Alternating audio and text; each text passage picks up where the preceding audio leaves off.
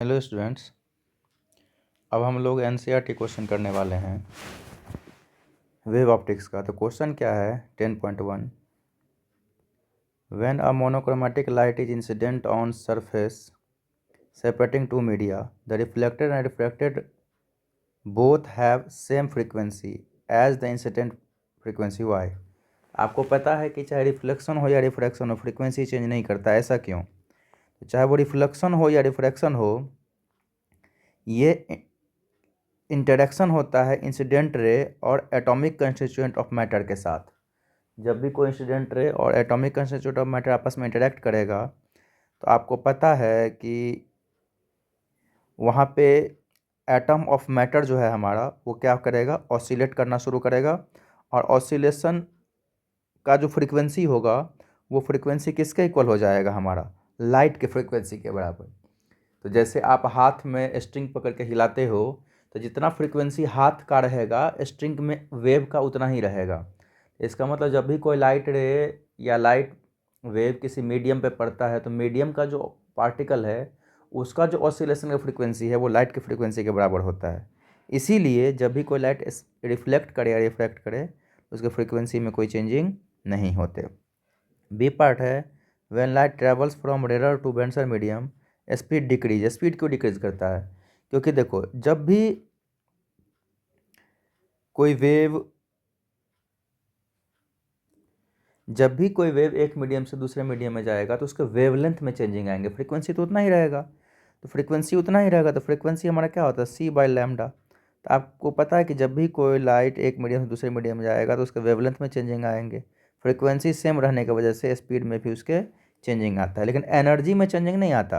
Energy जो हमारा होता है वो एच न्यू होता है, एनर्जी में चेंजिंग नहीं आएगा, वेवलेंथ और स्पीड में चेंजिंग आएगा। सी पार्ट है, in the wave picture of light intensity of light is determined by square of amplitude. Wave picture में intensity directly proportional to square of amplitude होता है, जबकि फोटोन में, फोटोइलेक्ट्रिक इफेक्ट में intensity जो होता है directly proportional to number of photon होता है। ऐसा क्यों? आपको पता है कि फ्रीक्वेंसी जो हमारा होता है फोटोन में, वो इंटेंसिटी नंबर ऑफ फोटोन पर डिपेंड करता है, फ्रीक्वेंसी नंबर ऑफ फोटोन पर डिपेंड नहीं करता है। गिवन फ्रीक्वेंसी में इंटेंसिटी नंबर ऑफ फोटोन पर डिपेंड करता है पॉइंटेड अपॉइंटेड टाइम। इसीलिए वेव नेचर ऑफ लाइट में इंटेंसिटी जो है वो डिपेंड करता है एम्पलीट्यूड पे, और पार्टिकल नेचर ऑफ लाइट में इंटेंसिटी जो है वो डिपेंड करता है हमारा नंबर ऑफ फोटोन पे। फर्स्ट क्वेश्चन हो गए हमारे। अब हम लोग नेक्स्ट क्वेश्चन पे चलेंगे। नेक्स्ट क्वेश्चन है हमारा,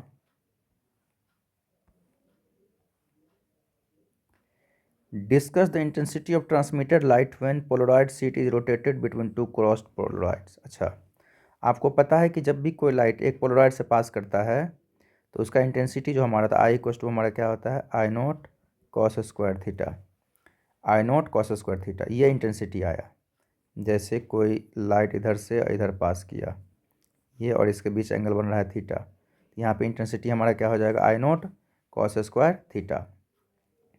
अच्छा, फिर दूसरा को भी आप रोटेट कर दोगे थीटा के साथ, उन दोनों के बीच एंगल कितना बनेगा, 90 माइनस थीटा। फिर न्यू इंटेंसिटी जो हमारा हो जाएगा आई नोट कॉस स्क्वायर थीटा, इससे बाहर निकला। फिर एक और को आप रोटेट कर रहे हो, तो वो भी क्या हो जाएगा, cos square pi by 2 minus theta. I naught cos square theta sine square theta, या I naught by 4 sine square 2 theta, एक ही बात है यहाँ पे। ये सिंपल क्वेश्चन थे हमारे। अब हम लोग एक्सरसाइज में चलेंगे बच्चों सीधे। Monochromatic light of wavelength 589 nanometre incident from air on water surface, what is the wavelength frequency and speed of reflected. आपको पता है कि रिफ्लेक्शन में ना वेवलेंथ चेंज करेगा, ना फ्रीक्वेंसी चेंज करेगा, और ना ही स्पीड चेंज करेंगे, तो सेम रहेगा वेवलेंथ फ्रीक्वेंसी एंड स्पीड। लेकिन रिफ्रैक्टेड रे में क्या होगा, फ्रीक्वेंसी तो सेम रहेंगे, लेकिन स्पीड चेंज कर जाएगा। स्पीड कैसे चेंज करेगा? तो आपको पता है कि सी बाई लैम्डा यही हमारा फ्रीक्वेंसी होता है, तो फ्रीक्वेंसी तो सेम रहेगा।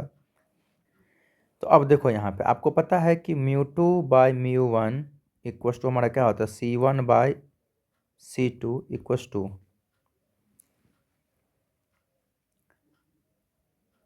Lambda 1 by lambda 2। μ2 by μ1 equals to C1 by C2 equals to lambda 1 by lambda 2। तो यहाँ पे रिफ्रैक्शन हो रहा है एयर में से वाटर में, तो μ2 कितना, water 1.33 by μ1 air equals to C1 air 3 × 10⁸ और C2 हमारा क्या हो जाएगा, C2 क्या होगा, वही तो चाहिए, C2 इक्वल्स टू λ1 एयर में कितना है हमारा 589 नैनोमीटर, तो 10⁻⁻9 बाई λ2। अब यहाँ पे देखो सब कुछ C2 भी निकल जाएगा और λ2 भी निकल जाएगा आपका। अब नेक्स्ट क्वेश्चन है 10.2 what is the shape of wave front in each of following case. Light diverges from point source, यदि लाइट डाइवर्ज कर रहा है पॉइंट सोर्स से, इसका वेव फ्रंट कैसा होगा, स्फेरिकल, ये तो पता है। Light emerges out of convex lens, convex lens से जो लाइट इमेज करेगा बाहर निकलेगा, कन्वेक्स लेंस से जो लाइट बाहर निकलेगा distance when point source is placed at focus, यदि कोई हमारा कन्वेक्स लेंस है और पॉइंट सोर्स एक फोकस पे लगा दिए, तो इसके बाद रिफ्रैक्शन के बाद जो रे जाएगा वो पैरेलल टू प्रिंसिपल एक्सिस होगा। वेव फ्रंट कैसा होगा इसका, प्लेन। और portion of wave front of light from distance star intercept by earth, star से आने